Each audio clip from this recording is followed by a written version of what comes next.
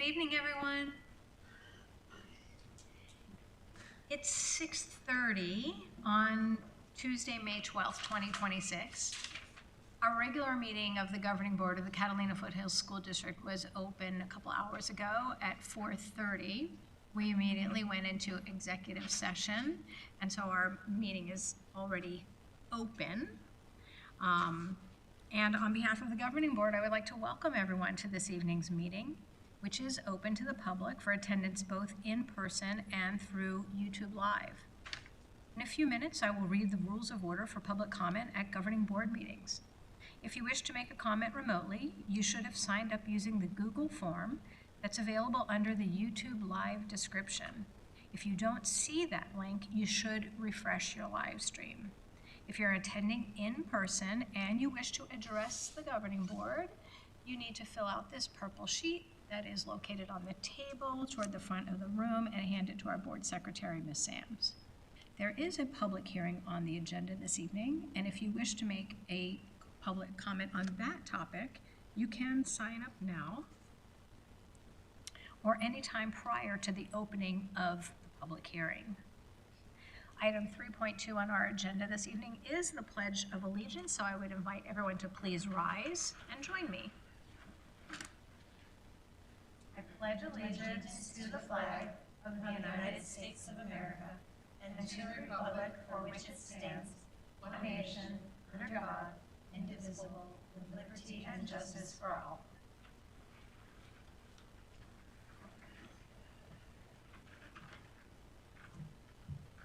Item 3.3 are the rules of order for public comment at Governing Board meetings.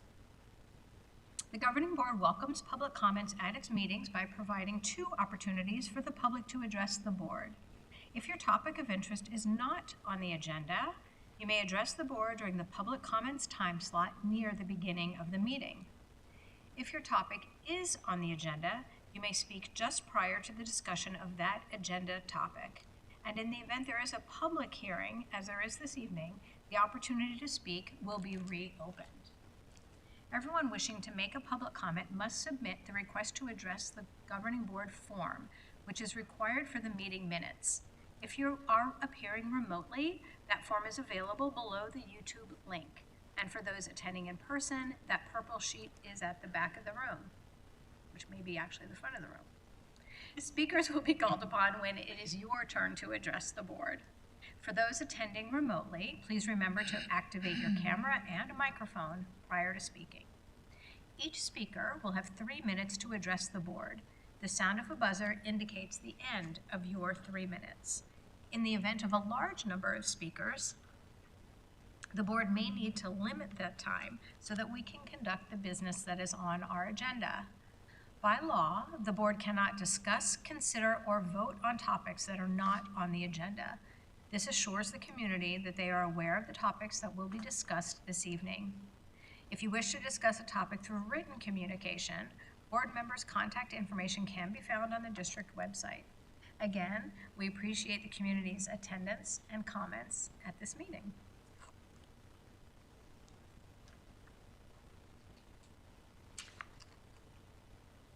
Item 3.4 is outstanding achievements, and to hear about that, we turn to our superintendent, Dr. Denise Bartlett. Thank you. It is my pleasure to highlight the many accomplishments that our students and our teachers have accomplished since the last time we met and talked about outstanding achievements. Our first one is our high school choir. On April 11th and 12th, the choir program participated in the 2026 Forum Music Festival. It included a choral clinic, a backstage recording session at Disney, and a cultural enrichment activities, including a performance of Spamalot.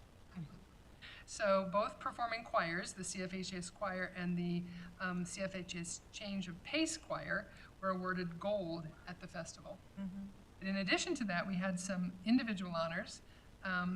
Their junior Abigail Carnahan and senior Alexis Perry were recognized for their duet performance, and senior Carter Farrell was recognized for his artistry in premiering an original composition for chorus and piano.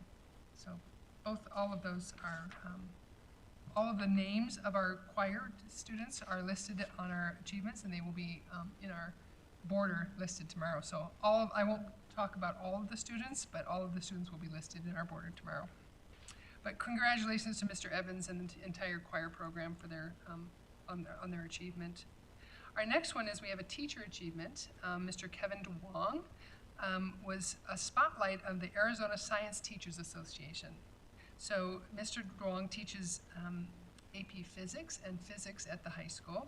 And there was a quote about Kevin. Kevin's dedication to bringing complex concepts to life is sparking curiosity and shaping the next generation of scientists and engineers in Arizona. And he loves physics and he loves teaching. So congratulations to Kevin. Our Science Olympiad team places third at state. So our Science Olympiad team at the high school competed at the state Science Olympiad competition and earning a third place overall at state. We also had 4 second place finishes and we had 6 third place finishes. There's a 20-member team and all of those names will be listed in our border tomorrow. But congratulations to all the Science Olympiads, their coaches, and all the students who represented Catalina Foothills so well. We have another CFHS orchestra at the Aboda State Festival. So both of our Catalina Foothills School orchestras took the stage at the Arizona Band and Orchestra Directors Association, which is Aboda. It's open only to ensembles that have already earned a superior rating in that area level. So there was more than 1,000 school music programs and over 30,000 students across Arizona. So an invitation to this itself is a recognition of what the students have built in that program. Our symphonic strings earned a superior with distinction, and our concert orchestra earned a superior at state. The first state superior the ensemble has ever brought home. Wow. So yes, what an accomplishment. So we congratulate all of those, and we're proud of their hard work and accomplishment this year. So now we have the KEYS interns. So KEYS means Keeping Engaging Youth in Science with the University of Arizona. And we had 3 of our students who were selected for the Arizona's Bio5 Institute KEYS research internship for the 2026 cohort. So the cohort will present their work at the KEYS Research Showcase on July 17th at the Health Services Innovation Building at the University of Arizona. So we congratulate all of those 3 students who were selected for that internship, our future scientists. Our next accomplishment is 2 Esparro Canyon Middle School educators selected for recognition at the Evening to Empower Ed. Mr. Garrett Welton, who is a counselor at Esparro, and teacher Lindy Jones, a special education teacher at Esparro, were recognized by the Southern Arizona Education Council at the 2026 Empowering Education. It used to be known as the Apple Award. Right. Oh, yeah. But now it's called Empower Education. Mr. Wilton was named Counselor of the Year, and Ms. Jones was selected for recognition as an outstanding educator for her work in the special education department. So, really nice honor for them. We also have, we did our deep learning showcase, or no, I guess it was a It was a super award. volunteer award Super for volunteer. Mr. Flynn. Mr. Flynn. For Mr. Flynn, and our Orange Grove students performed well. So they have been named the Arizona State Champion in the middle school division of the National Personal Finance Challenge and National Economics Challenge. They I can- think it's like the 3rd or 4th year in a row. Yeah. Yes, they win it quite frequently. Yeah. They competed against 2,000 students from all over Arizona, and they advanced through the regional rounds to the state finals, and they tackled real-world challenges including Arizona's semiconductor industry, public land use to support education, and the long-term financial planning for multi-generational family. So the ACE president called it the spelling bee of finance. So congratulations to our student. They really did quite well. And we have chess championships as well. So our Ventana Vista K3 students has been named the 2026 Arizona Scholastic State Co-Champion for the K3 division. So they tied really with Fructender Elementary, but because both schools, but they tied for first place, and Fruit Tendler took home the first place trophy on a tie break. So, but they're both still co-state champions. We don't want to forget that. So congratulations to those students. And then we had Sunrise Drive earned second place in the K1 division. So they also brought home 2 individual honors of a 3rd and a 6th place.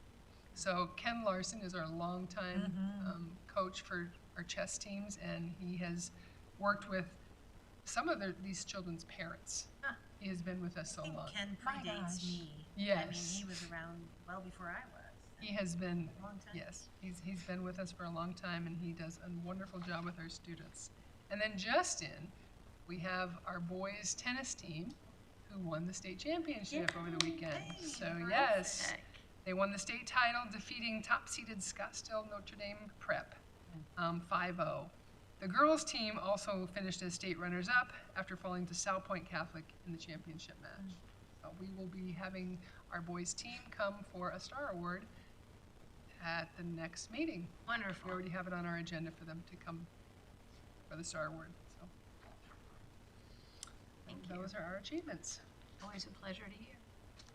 This is our next agenda item, item 3.5, which is the presentation of the semi-annual gift to the district by the Catalina Foothills School District Foundation. Presenting the check this evening is the president of the foundation, Amy Morales-Baum, and accepting on behalf of our school district is board member Gina Memmert.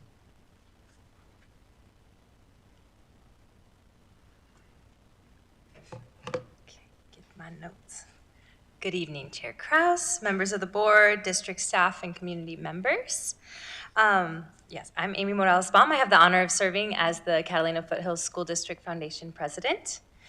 As we wrap up another outstanding year in Catalina Foothills, I'm proud to stand here on behalf of the CFSD Foundation to celebrate the incredible work happening across the district and the community that continues to make it possible. Tonight, I'm honored to present the semi-annual check from the Foundation to the CFSD in support of our students, teachers, and schools. What makes this contribution so meaningful is that it truly represents a collective effort. It reflects parents who volunteer their time, businesses that invest in education, community members who attend events and give generously, and educators who inspire us every day. This year, the CFSD Foundation experienced tremendous growth in board members and in dollars raised, which is a good thing for next year. Our checks are based on last year's funding, so. This is a reflection of the wonderful board, who are all parents and dedicated community members who volunteer their time because they care deeply about the future of our schools and the opportunities available to our students. We are especially grateful to our business sponsors for the 25-26 school year, whose partnerships help to make our work possible. Arizona Pest Control, TCI Wealth Management, Millennium Wealth, Pro Cleaners, and our copper sponsors, Dr. Katie Hicks and Deborah Bourne with Southwest Shoulder, Elbow, and Hand Center. We also want to thank our many community members, families, and supporters who attend our events throughout the year, especially, and many of you were there, for our most recent Teacher of the Year event. This year's celebration was a beautiful reflection of the passion, dedication, and care our educators bring to the students every single day. As we reflect on this year, I want to personally thank our foundation board members who got lots of thanks from me at our last meeting as well, but I want to publicly thank them as well. And of course, to you all, governing board members supporting our efforts, and to Dr. Bartlett and to Julie for your endless support in our endeavors. At the heart of it all is, at the heart of all of this is one shared belief. When we invest in educators, we invest in students. And when we invest in students, we strengthen the future of our entire community. Thank you for your continued support of CFSD Foundation and for allowing us to play this small part in the extraordinary work happening in the district every day. Thank you.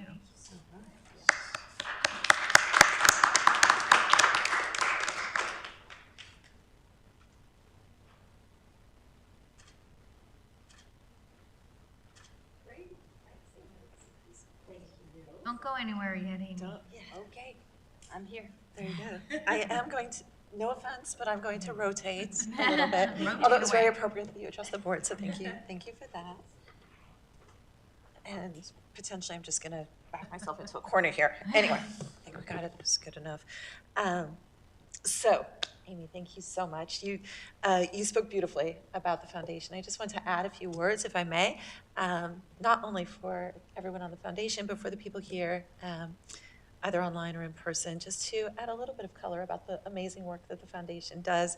I want to pick up on one of the last things you said, which is to the effect of the small role that the foundation plays.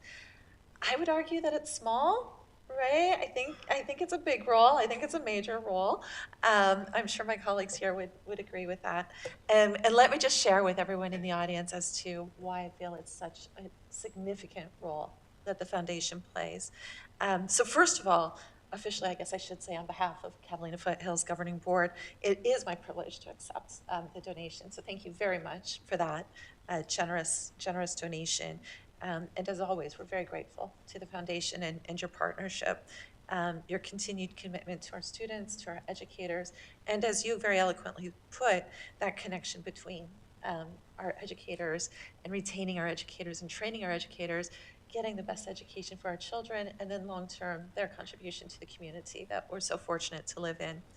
But as we go from that idea of it being a small contribution to actually something much, much bigger, I would like to share with everyone that the foundation actually goes back, I believe, to 1983. So it's been here for a long time, supporting our school districts. And Amy, as you said, it is a group of volunteers, individuals, families, parents, business owners, who really feel that this is where they want their families to be, and they want to play a very active role in what that means, not only for their own children, but for all of the children in our community, and for the community in its totality. And so with that said, the foundation has always worked to focus on attracting, developing, and retaining our outstanding teachers. We all talk about this very powerful link between the teachers and the students and that experience in the classroom. That is research backed. It's not just something that we like to talk about, but research does show that when schools experience high teacher turnover, then student achievement is disrupted. And learning is disrupted. And it's not just for those students with the new teachers, but it's actually across the entire ecosystem. There's a cost there when we have that turnover. And then conversely, when we retain those great educators, yes, the students benefit from that continuity, those stronger relationships, that more stable learning environment, and the teachers around in that entire ecosystem benefit as well. And then, as we've already discussed, that idea that it's a pay it forward, our community as a whole benefits as well. So really what I think makes this relationship between the foundation and our district so meaningful is it really does reflect that shared belief that public education truly thrives when the community comes together. And it is very much through the generosity of all of your members, the fundraising that they do, all of the activities that you host, Tapas for Teachers, Teacher of the Year, et cetera, that really brings our community together, not just in terms of those celebrations, but also in the financial side of things as well. So in closing, what I'd like to say is that to all of you on the CFSD Foundation board, to their families and your family, because your volunteerism also takes you away from your family, and we recognize that as well, in terms of hours and dinners that you don't have together and such stuff. Truly a thank you from the bottom of my heart for your commitment to our schools and to our district as a whole. Your work absolutely reminds us that education is very much a shared responsibility, and that together we truly are creating these opportunities for our teachers and our students that will benefit not only the here and now, but our community in the long term and the future to come. So thank you very much. Yeah. Thank you, Gina.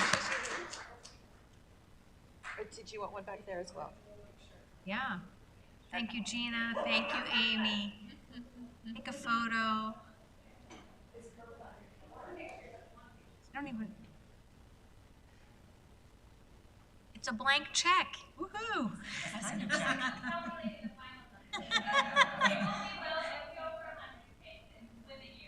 Wow, fantastic. It's a blank check. I thought the same thing. I was going to say it. Thank you so much. Thank you, Gina. That was wonderful. Expressing thoughts on behalf of all the board members. So, our deep learning showcase is next on the agenda, which is item 3.6. And I just want to say that there is some connective tissue here between these last three items on the agenda: the outstanding achievements, the semi-annual gift from the foundation, and the deep learning showcase. Because what we have are, the foundation's investment in teachers, teacher development. We see the through line to our our outstanding achievements, which are academic, but also fall into every category: the athletics, fine arts, performing arts, and then finally, what we get to see here for this deep learning showcase is what's really happening in the classroom. And of course, we're highlighting one class, but there are dozens. So it's always a pleasure to be able to share, to receive as a school board, but then also to share with the community these little snippets of what's happening in our classrooms every day. That's, I would venture to say, why we're all sitting here. So without further ado, I'm going to actually get this memo up so that I can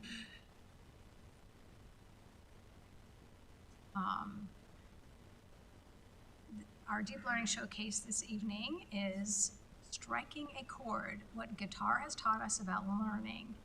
This is about the Catalina Foothills High School guitar program, submitted by Julie Farber, our Director of Community Schools. It's presented by Dr. Denise Bartlett. And are you going to introduce the video, or am I just scooting over? I can introduce the video. Okay, go The video that you're going to see is about our program where students describe how picking up the instrument has taught them far more than music. They've learned the power of showing up every day and practicing, even when it's frustrating, and how pushing through those moments has made them stronger learners. So I will stop at that because the video will speak for itself.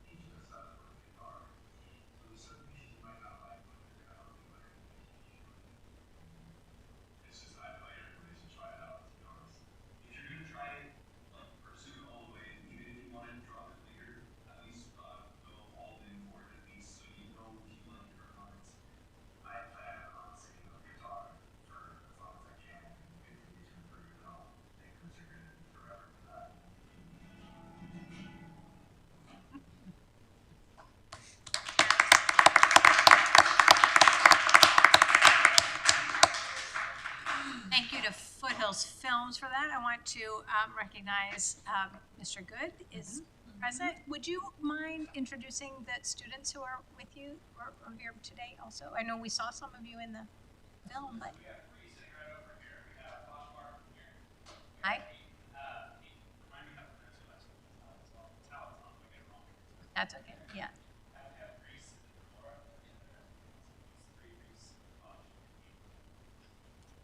Wonderful. Thanks for coming. Thank you for being here. We may have some questions or comments. Let's start. Any questions for the musicians or the teacher? Well, I know that when this program started, how many years ago has it been? Maybe 4 years ago? 4 or 5 years ago? I know we started out in regular classrooms. Yeah. Yep. So talk to us a little bit about inheriting into this big orchestra guitar building and what a difference that's made. You want to come up to the podium? Sure. Yes. Yeah, thank you. As far as moving into the new building was kind of like a teacher's dream come true for a classroom. It was really pretty incredible.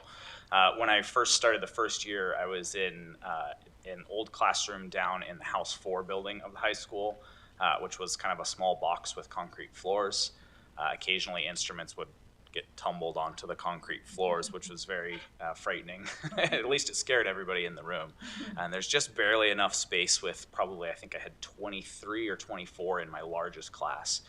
And at that time, there was barely enough space to have those 23 or 24 in there without things colliding with each other and instruments hitting students, which not hard, of course, but it was enough to be a very close-quartered, tight space, and it made it very difficult to be able to work directly with the students. I kind of had to stay on my side of the classroom, and they were in their space, and I wasn't really able to move in between them.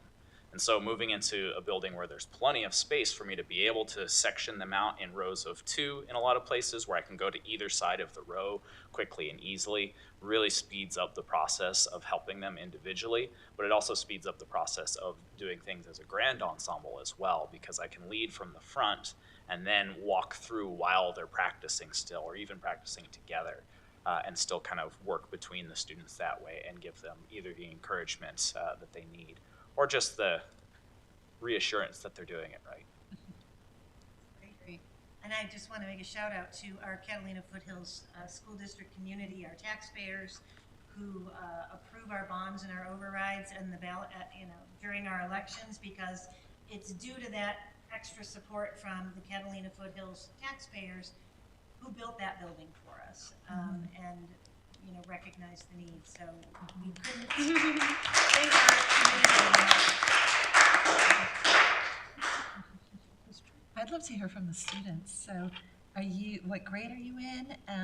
And what's your favorite song to play on the guitar?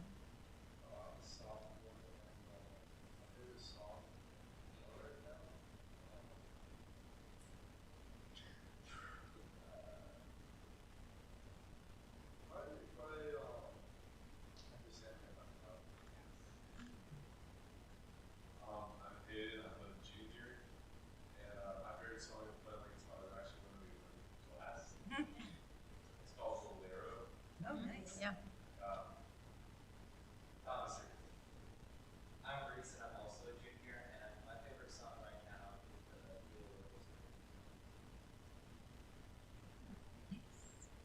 Thank you. Are you enjoying the classical aspect of the music at all?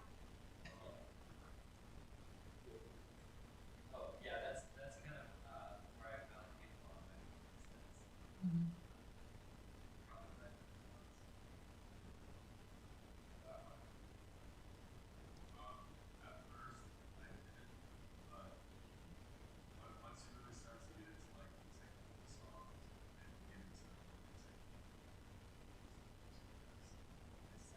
Yeah, it's a great skill builder, and it's different than popular music. Mhm. That's great. That's great.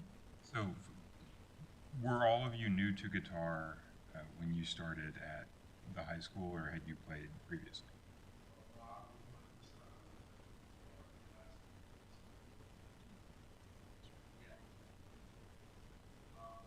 Yeah, basically. I mean, I always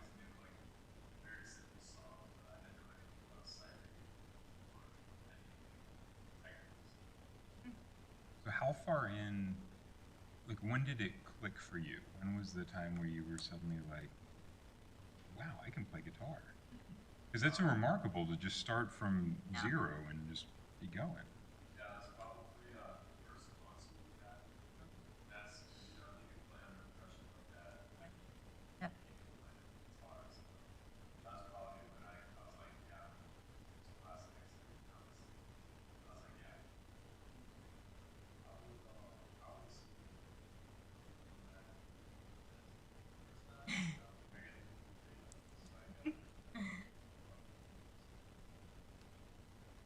I feel like it kind of never really clicked for me because as I progressed, I saw that there's more of it. It's like every time I take a step up, I just see how much further I have to go.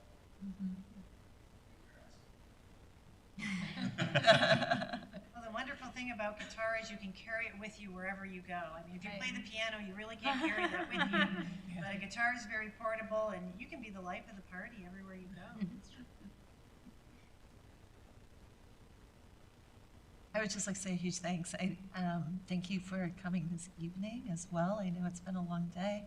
I think it's really cool that the three of you students came. We love seeing you and hearing your voices. Of course, appreciate hearing your voice as well, Mr. Good. I don't mean to imply otherwise, but it's definitely appreciate teachers and students coming and joining us and finding your voices. I know that takes a lot as well. So huge thanks for joining us and sharing your perspective this evening. And kudos for sticking with it. I think one of the themes that came up in the video was you're always going to hit those points of frustration. I know from personal experience, I hit them early and often and gave up on guitar. So kudos to you all for sticking with it and you know, just growing that talent. Yeah. Well done. We would love for you all to take a photo for us. So if Julie's, yeah.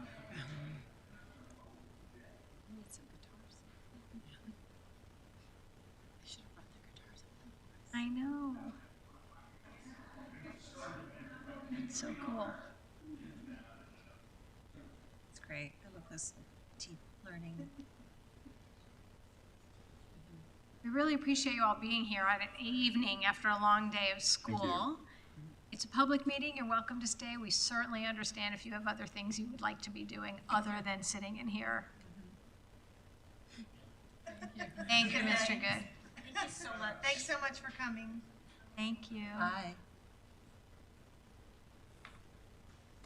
Public comments are next on our agenda, item 4.0, and I do not see anyone signed up online, nor have I received any purple sheets, so we do not have any public comments this evening. Okay. Our consent agenda. Are there any items on the consent agenda that a board member would like to pull for further discussion? Yes, I'd like to pull 5.5 personnel memorandum. Okay. Anyone else? I'd like to pull 5.4 and 5.11. 4, 5.11. Gina, anything? No. Eileen, good? Okay. So except for 5.4, 5.5, and 5.11, I will entertain a motion. I move. Thank you. Yeah. Memory games. I move that the governing board approve consent agenda items 5.1, the governing board April 21st, 2026 regular meeting minutes as presented. 5.2, the expense voucher memorandum as presented. 5.3, the field trip request memorandum as presented.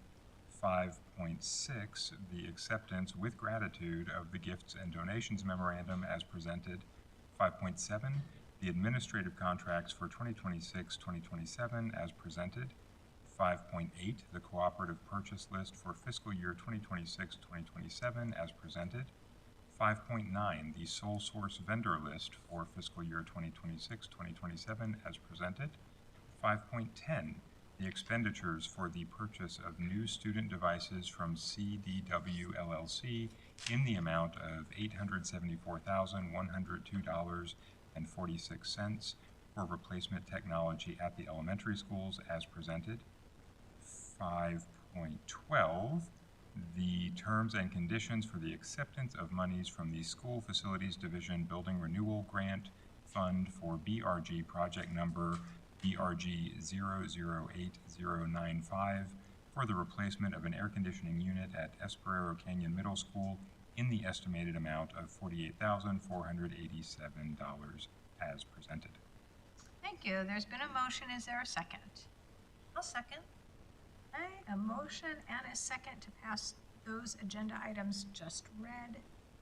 All in favor, please say aye. Aye. Opposed? Motion carries 5-0. I'm going to go in order.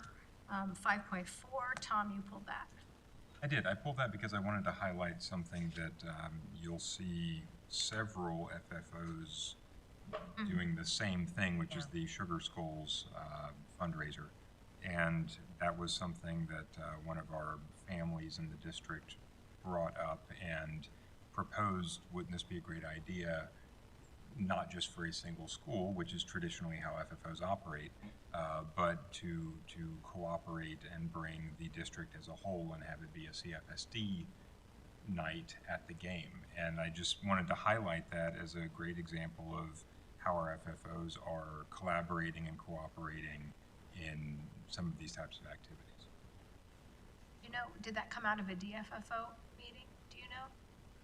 So I know I think it was brought up to first at Sunrise, because one of the parents at Sunrise is part of the team or ownership. Okay. And then Sunrise elevated it to the DFFO as a whole. Yeah. So, and it came up in the last DFFO meeting. A couple of the representatives there mentioned just the shift toward a more collaborative relationship across the schools. And I just thought this was a very tangible example of that, but just something I wanted to call out as a great thing. You're here? Yeah, it is a good thing. And the reason I asked about the DFFO is because I think I think it's a really, really unique, well, I think it's unique in our school district to have, you know, a monthly meeting of every FFO president sharing information. And I think so this is one example, but I think there are many examples of not reinventing the wheel, using, you know, bulk buying power to get, you know, better costs of things. I think it's been really positive. Plus, I think Dr. Bartlett goes every month and presents on something so that there's information, you know, going back and forth. I think that is a really good example of a system that is very beneficial. Yeah, I thank you for bringing that up. Would you like to make a motion? I will. I move that the governing board approve the fundraising request memorandum as presented. Thank you. Is there a second? Second. There's been a motion and a second to pass item 5.4, the fundraising request memorandum. All those in favor, please say aye. Aye. Aye. Opposed? Motion carries 5-0. Jacqueline, 5.5, the personnel memorandum. So I wanted to just briefly mention how I was struck by the number of current high school students and past high school students who continue to come back every year to work at our summer program. And that's a testament to the district for providing opportunity for employment. Yes. Retaining those students year after year. Some of those names are from more than a few years ago, having graduated.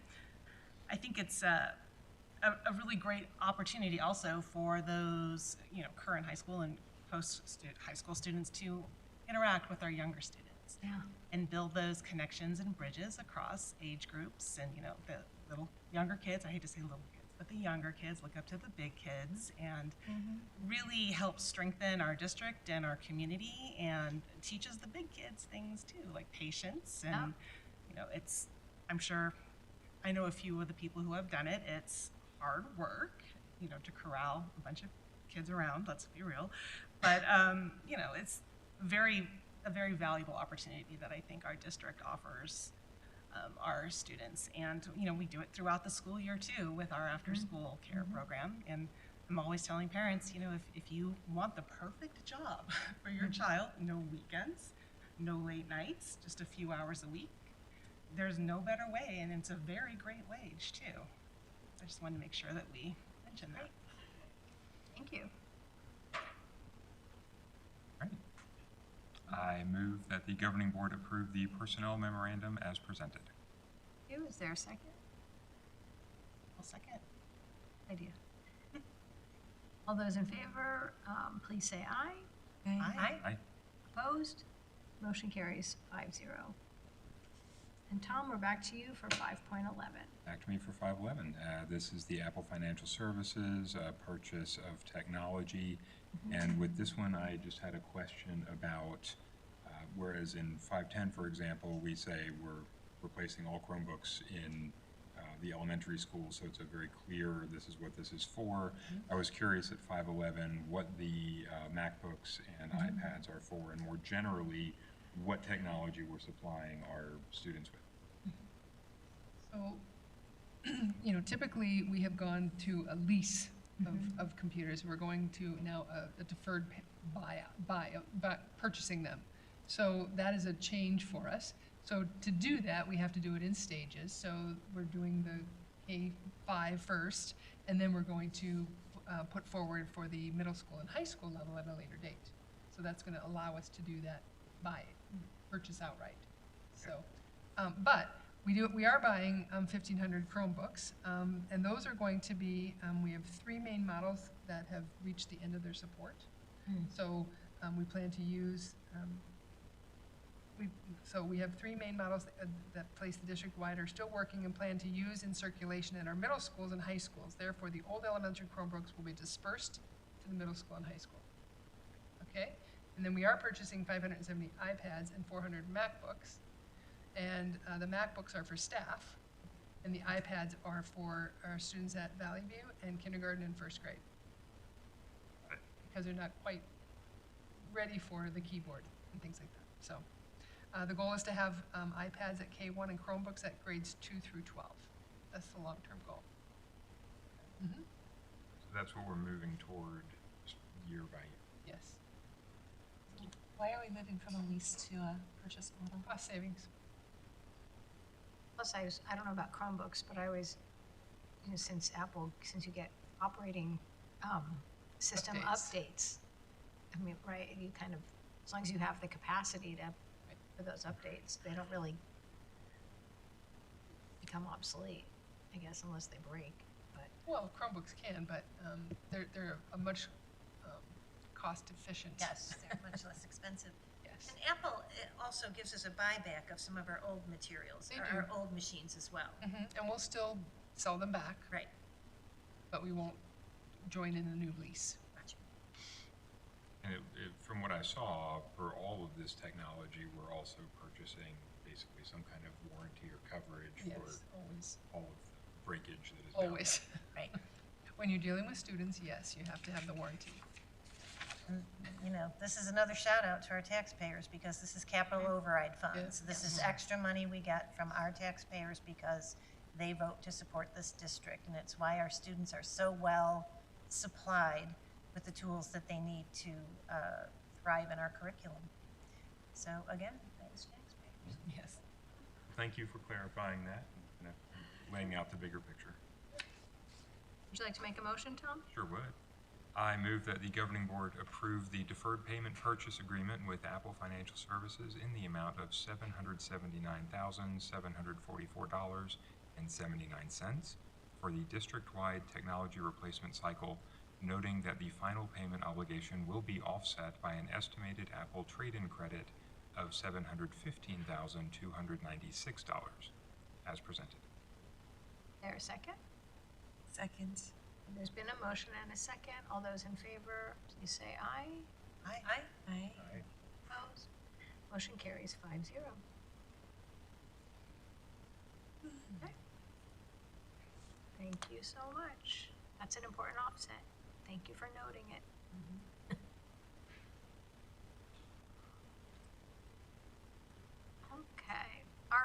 first agenda item under new business is agenda item 6.1. This is a first reading, consideration of revisions to the facility rental rate schedule per policy KF, community use of school facilities. It is submitted and presented by Travis Coulter, our Director of Community Schools. Thank you for being here this evening. You can, Me to turn. yeah. Thank you. Yes, thank you all. Good evening. I am here to present the first reading of the approval of the community use of school facilities 26-27 rental rate schedule. We annually present this information to the board as required by state statute. In Catalina Foothills, Community Schools facilitates the use of rental of our school property district-wide. And so the centralizing of that rental process related to the district's facility use and the collection of rental fees provides consistent application of the policies across the schools. We act as the intermediary between the renter and the school and their site. The site administrators are in charge of then approving or denying rental requests. And so my team works with the renters directly as well as the school sites. The monies derived then are collected and deposited after the rental is concluded and deposited into the school's Civic Center account for the principals to utilize at their discretion for appropriate purchases. And then each year we also have a review with our facilities director and with our finance director. And in conversations with them this year, it was noted that there was not a significant increase to our utility rates, which is a celebration of sorts. But also, as a result of that, then no recommendation for an increase in the fee structure that we charge to our renters. So the recommendation that I'm bringing this evening would be leaving the rental rates set at the 25-26 rate into the 26-27 school year. You will note, if you want to refer to the proposed rental rate chart, and I would direct you to page 3. There are a few highlighted items. These are more technical changes. There's nothing with rate changes, but we do have a space at the high school specifically that has been requested multiple times over the years in the plaza area between the cafeteria, library, and Falcon Park. That plaza area has been requested multiple times over the years, and so we're adding that to the fee schedule using the same fee structure as the rental of the parking lot. It seems like a comparable outdoor concrete space, asphalt space. Then also it has lights if, you know, in the evening, if the lights come on and the renter is there in the evening using that electricity, there's a light charge structure built in for that as well. That's on page 3 of the proposed rates. Page 4 of the proposed rates has another technical change, and that is just changing the title of we used to refer to it as the auditorium, and the high school said, everybody calls it the music hall. Can you change the name? So, so we're changing the name to the music hall on the rental rates schedule. And then the other technical change that you do not see anymore on page 4 is the Little Theater, which is the performing arts area for our drama program at the high school. That space is simply never available.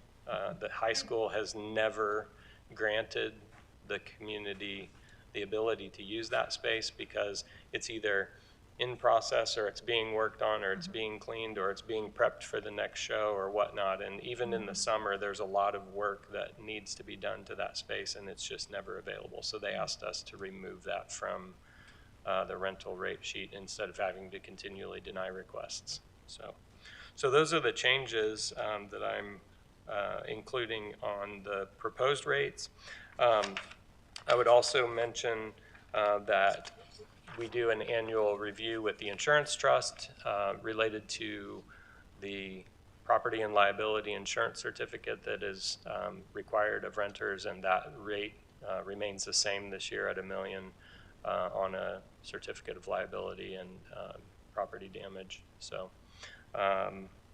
those are the pieces of information that I have for you this evening.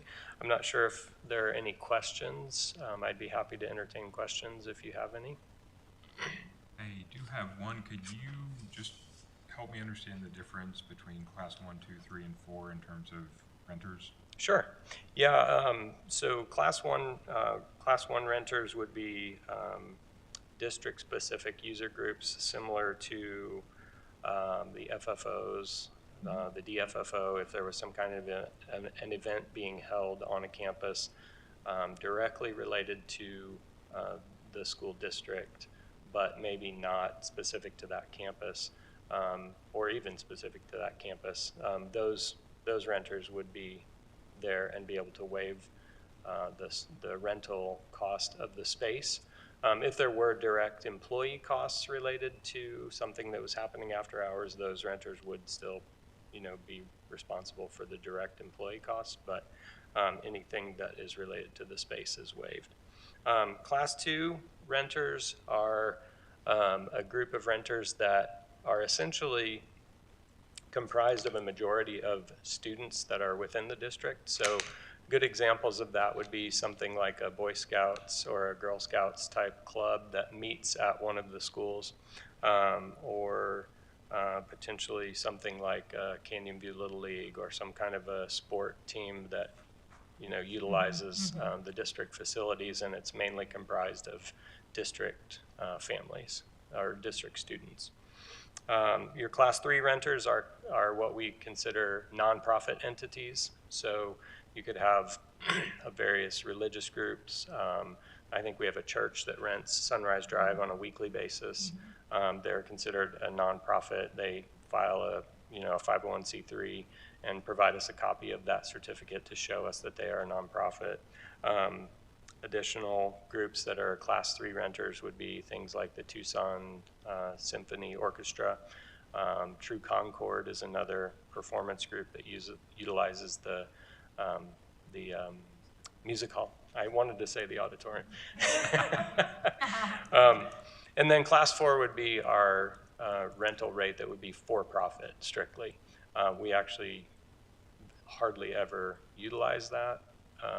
I think we have one renter right now that is a tennis professional who utilizes some of our spaces for private lessons, or sometimes he hosts tournaments and things like that, and so he pays a for-profit rate. So that's kind of the difference between the different rates. Yeah. Kind of refreshing in these current times. Sorry, but it's okay. In these current times that our rates are not going up. Yeah.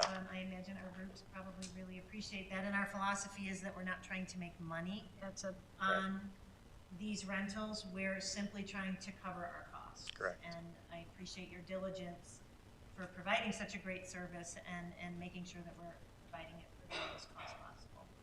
So, But to piggyback on that, I also appreciate in the cover memorandum your statement that we'll be continuing to look at utility rates. Yeah. Yes, we always do. And if they Yes. go up, then we will adjust our rates accordingly. Right. That is a wild card. Yeah, that's important. I think there's a 14% increase plan for electricity, for Yeah. example. So, Right. yeah, I appreciate that note Yeah. in there as well, and your Yeah. due diligence to ensure that any increase in utility costs are rolled into those fees in a timely manner. Absolutely. As and when that happens, does that then need to come back to us? Because it's a schedule change? I would assume we would, Yes. if there was a mid-year increase that we felt like needed to be addressed, Yeah. urgently, that would come back on a new proposal. Okay. But again, just to reiterate Eileen's point, these rates are, whether it's for custodial or electricity or whatever, the goal is it's a sum zero game for us. It's to Sure. provide the service at our cost. Sure. Yeah. Yeah. these are public facilities. Yes. And we should be able to enjoy them like we think they're beautiful. Yes. Yep. But we're not allowed to use district money. Exactly. To support We them. can't fund Yeah. them. Yeah, So that's exactly. the So that opposite. hence the Fund them, need but make it to. available to them at the Correct. lowest Correct. cost. Exactly. Which is, again, why we don't try to make money off of this specific they're remarkably reasonable rates Yeah, for the facility, the quality of the facility. absolutely, especially that musical. especially.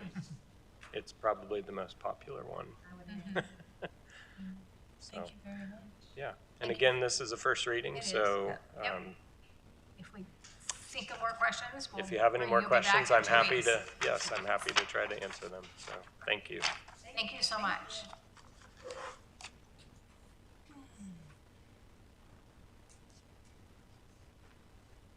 Item 6.2 is our public hearing this evening on revisions to the fiscal year 2026 budget, revision number 2. This is the time and place fixed on the agenda to receive public input regarding the fiscal year 2026 budget. If there are any comments from anyone in attendance at this public hearing wishing to address the governing board regarding the fiscal year 2026 budget, this is the time and place to address and respond to those comments. A copy of the fiscal year 2026 budget is included for item 6.3 of the agenda for public view. I did not receive any purple sheets from anyone in the audience, and I do not have anyone who has signed up online make a public comment. And it's now been an hour since we reopened the meeting, so I'm guessing there's no interest in making a public comment at this time, so I will close the public hearing.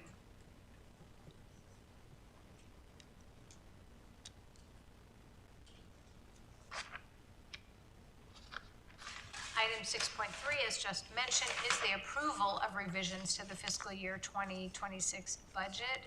This is revision number 2.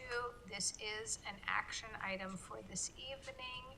Our Director of Finance, Lisa Tatel, has submitted this agenda item and is at the podium ready to present. Thank you for being here. Good evening. Tonight I am presenting the fiscal year 2026 budget revision number 2 for your review and approval. This revision is the final revision of our 2026 budget year. Since we approved revision number 1 back in August, we now have a much clearer picture of our actual ADM enrollment numbers and our year-to-date spending.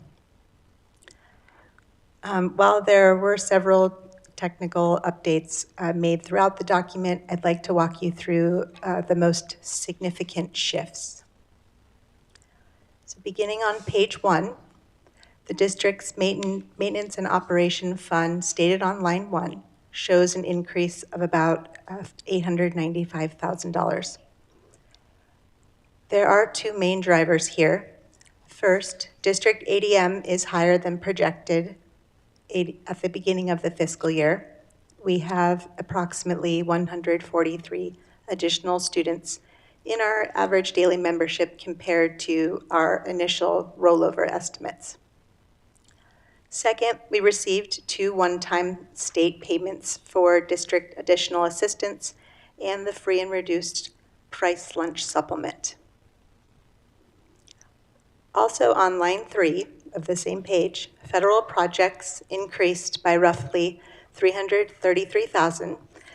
This simply reflects the final adjustments to our various federal and state grant allocations as those programs are finalized for the year. So I was going to move on to page 2 unless there are any questions.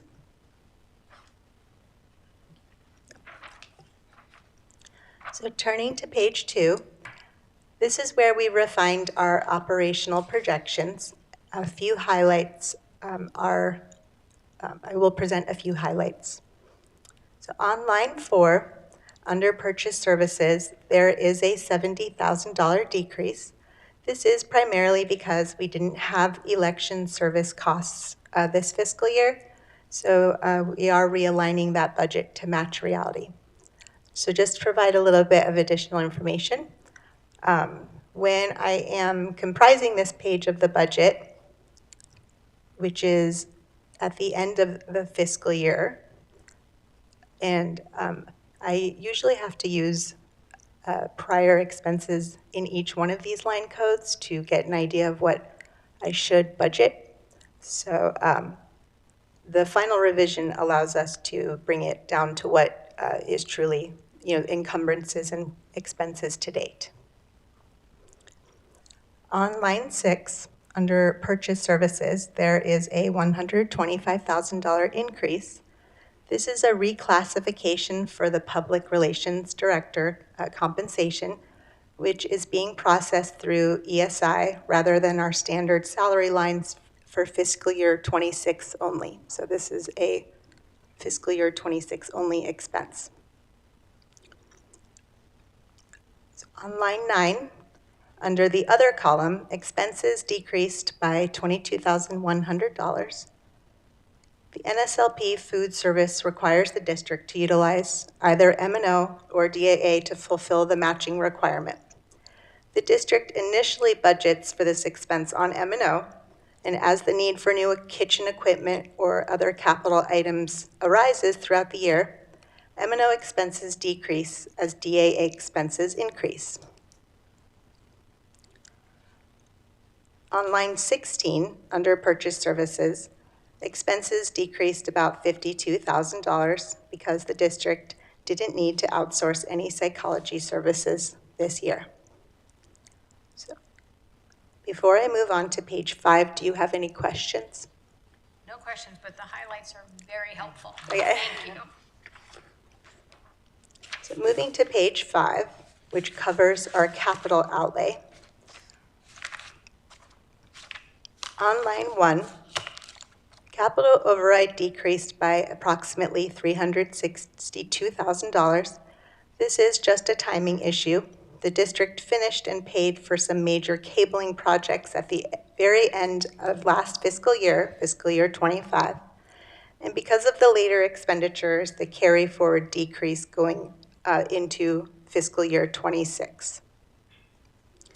On line 5, under the property column, the district incurred approximately $165,000 for the purchase of 3 new vehicles for our facilities department. These are essential for our team to maintain oversight across all district sites. These new vehicles replaced 3 very old facility vehicles, as the old vehicles were sold on auction. On line 7, we've adjusted our food service equipment budget to meet the required matching contributions for the National School Lunch Program, as I had just mentioned. When the need for new kitchen equipment arises, DAA expenditures may increase and M&O expenses decrease. You will most likely hear me saying this every year. Okay. Any questions on page 5? Just a clarification, the 3 vehicles purchased, these are facility vehicles, not student transportation vehicles. Yes, that's correct. So turning to page 6, the bond building budget column shows a decrease of $3.4 million in projected spending for the current year. So following a strategic reevaluation of our construction projects, these funds are being preserved for the upcoming kitchen renovations at Manzanita and Sunrise Drive, which are scheduled for fiscal year 27. Okay, I'm going to move on to page 7. On page 7, under the Other Funds Expenditures section towards the right of the page, auxiliary operations on line 8 increased by $300,000. The district's high school band and choir programs had several out-of-state performances, and this adjustment covers increased expenditures associated with those travel and performance costs. Building renewal funds, which is on line 30 under the same section, there is a significant increase of $8.9 million. This is state funding from the School Facilities Oversight Board for our ongoing building construction and renovation projects. So does anyone have any questions regarding page 7? Sorry, yeah, can you, that last point, Lisa, or maybe Dr. Bartlett, I'm not sure to whom we should address the question. Can you just explain what that means a bit more, please? I'm not tracking. Which one, sorry? About the building renewal grant funding increasing by 8.9. Yeah, so those are all of the BRG projects that you State approve Facility Board. each. Yeah. So they come in, I think you were asking, do you mind if No, I please, try go to ahead. rephrase? Because I was thinking about the same thing. So when we approve on a consent agenda, for example, a project that's schools facilities board funding, it actually comes into us and it has to be logged in on this line item, Right. and then we expend it out, right? Okay. Because Is that they what come you're through. asking? Exactly what I was, That's- yes. They come through intermittently throughout the year as our facilities people are submitting grant applications, and those grant applications are being approved. So it's not something we can really anticipate correctly from the Right. beginning of the And year. it's not the school facilities board paying directly, right? Has to I be. mean, the funds have to come to Yeah, us. it Has comes to. through us. Yeah. So this is saying that in totality, because I guess I haven't summed it up this year, in totality, we've received $11.9 million in building renewal grants? Well, that's what's going to be projected to be spent this year, but we've had more funding than that, so a lot of construction projects roll over. So it'll be on next It's year. even more. So it's even It's more. even more. That's I mean, remarkable. That is, isn't I it? think it's almost double that. Yeah. I think it's That we've 17 million. received this year. That's This is why every time I see Brian McNitt, I say, thank you. Yeah. remarkable. Yeah, I mean, I know we remarkable. talk at like every board meeting, it seems like these are coming, but I personally have never taken the time to add all of them up. No. Sometimes when there's a number of them in one, consent Yeah. agenda, we'll look at it and we'll go, this is Wow, that's $3 $2 million. million. This is $2 million, right? whatever, But yeah. Into our lap. But I don't It's know. unbelievable. Yeah, yeah, that's And it remarkable. saves Saves our our tax. capital. It saves our capital. It saves our capital, yeah. We highlighted that when we did a star award for him Right. and Carolyn Yeah. Sanders because of the extra dollars that they're bringing in. It keeps our facilities rentable as well. Yes, for that's our right. community. Good point. Yeah. Which allows us then to use our bond dollars on other things. Exactly. Other things. Yeah, this is Remarkable. remarkable. Significant. Yeah. Lisa, back to you. Sorry, I took us off on a little diversion No, there. it's okay. So finally, on page 8, page 8 summarizes our general budget limit. Due to the enrollment growth mentioned earlier, our revenue control limit has increased by approximately $740,000. This page ensures that all one-time revenues and student-driven formula increases are accurately captured within our legal spending authority. Lines 10B and C reflect the two one-time state supplemental funding amounts for DAA and FRPL of about $128,000 and $70,000. So I'm happy to answer any specific questions you may have.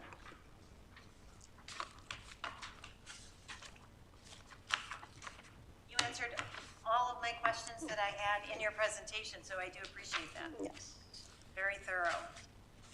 And if you do have any questions, this is an action item for this evening for approval. This is our final budget revision for this fiscal year that ends in June, June 30th. June 30th. So if there are any other questions. Can I just make one, this goes back to the very first thing, but just the ADM, and this comes to mind for me every year because I think we take the end of the year and very conservatively It's unweighted.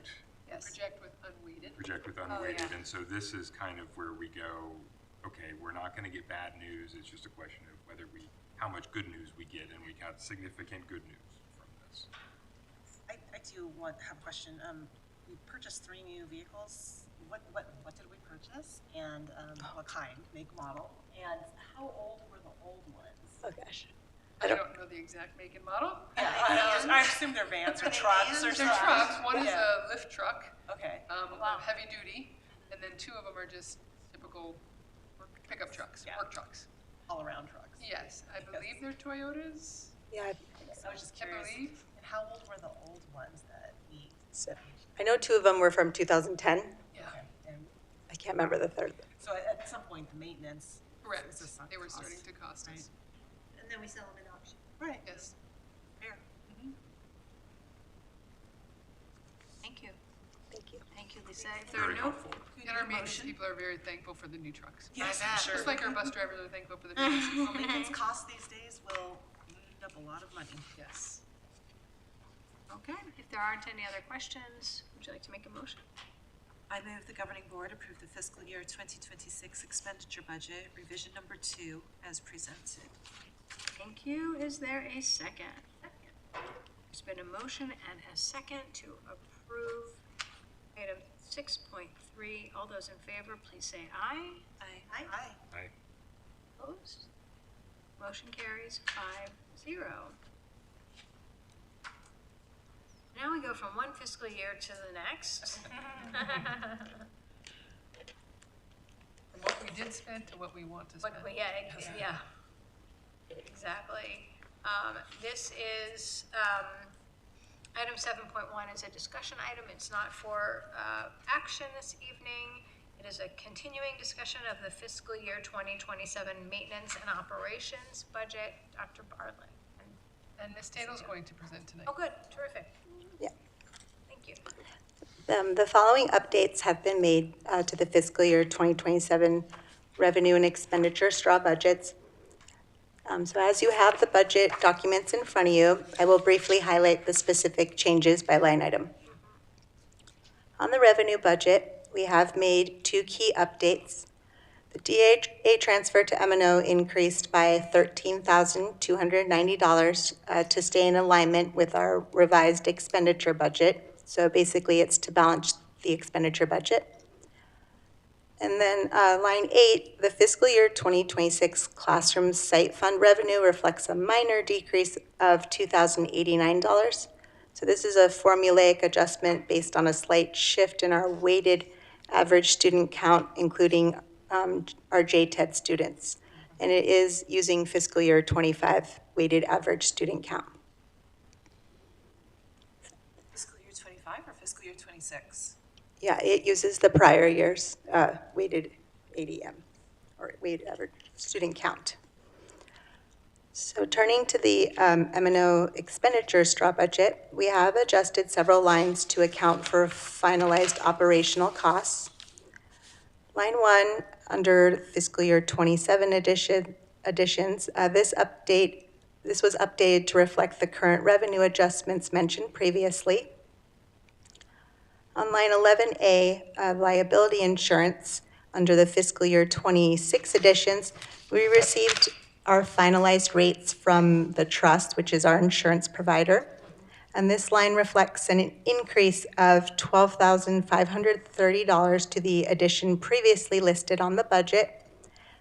And because this is a prepaid expense, we updated this line to ensure that the total annual premium is fully covered in 2026. Line 13C, which is also, So there was an addition there already, Yeah. and then it's an additional on top of that. It's a big addition. Okay. And it's reflected in 2026. Is that correct? yes, because we prepay it. So also like 11A, line 13C, which is prepaid legal, that's also provided by the trust, under the fiscal year 2026, reflects a minor increase of $310 based on actual usage of our prepaid legal services.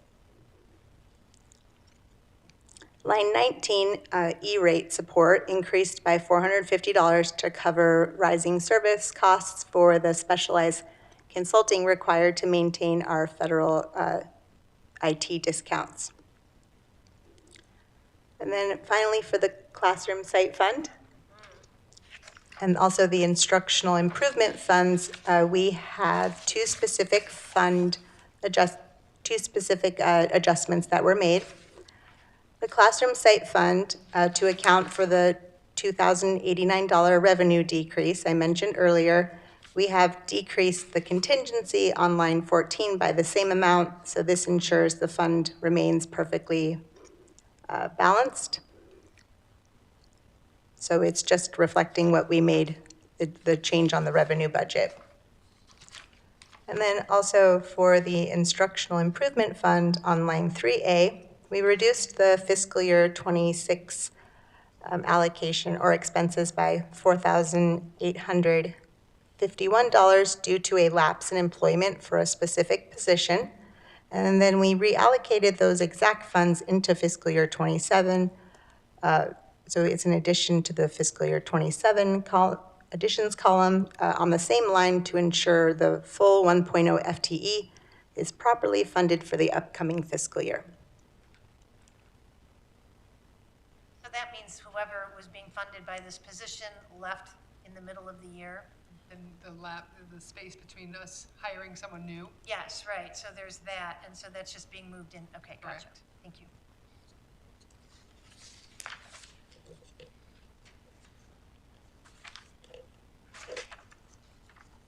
Questions? Can somebody remind us of the timeline here on out for the 2027 budget? Well, Oh, June boy. 30th is when we're supposed to have one from the state, and we're supposed to do, There's no budget. yeah, They're on vacation. we're supposed to do it. They're on vacation, aren't you? They're Yeah, out of so session until the. I think they're meeting again June 1st, but they're supposed to release Gosh. the preliminary forms So we're doing this couple of times. at the end of May. So, and I think our first meeting is June 9th or, 11th, yeah. 9th, Ninth, yeah. So that'll be the first reading of that's the proposed. Budget. So then you can't change the proposed from the adopted. Right. So we most likely will have to adopt on preliminary forms and then revise again once they pass the state budget. yes. Which would be our first revision in 2026, 2027. Right. Okay. What a way to balance them. Wow. Thank you very much. Thank you. Really appreciate it. Wow. Well, that kind of segues nicely into item 7.2, Arizona legislative and governmental activity. So the legislature is out of session, there's no budget.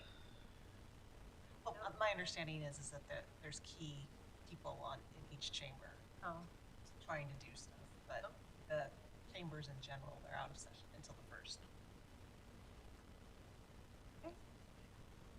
I think this has been going on for more than a week now, so it's almost a full month by the time they gavel back in. Wow. Assuming they stick to the 1st. Yeah. Yes, They're still collecting their per diem, though. yes, they are. worse. Cynic Did you go Tom. hungry? I would not want them to go home. All right. Anything else happening legislatively that we should discuss? No, not, since you put the caveat What we're that it's waiting things we for. should discuss, no. Things that we should discuss? Things we don't want to discuss? Okay. Agenda planning tomorrow is with Gina. Yes. For remote at 10 o'clock. We have materials for you. Yeah, Yep, got those, thank you. thank you for preparing those. We are not going to move to adjourn.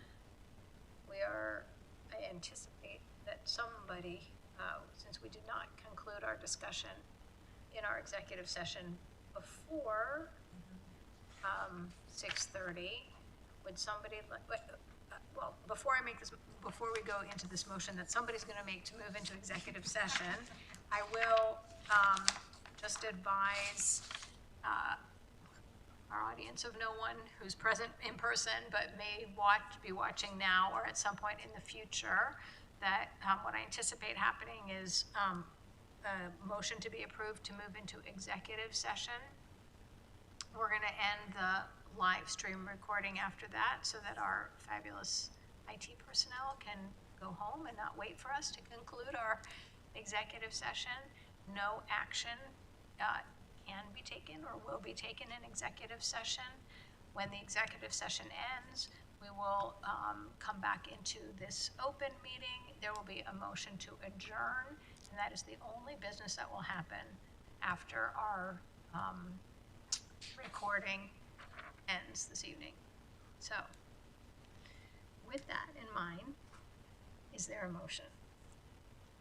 I move that the governing board approve to move into executive session for discussion of personnel pursuant to ARS 38-431.03A1 as presented. Thank you. Is there a second? I'll second. All right, there's been a motion and a second to move into executive session. All those in favor, please say aye. Aye. Aye. Opposed? Motion carries 5-0. Take a short break while we let everybody get out of here. Let's do it. We're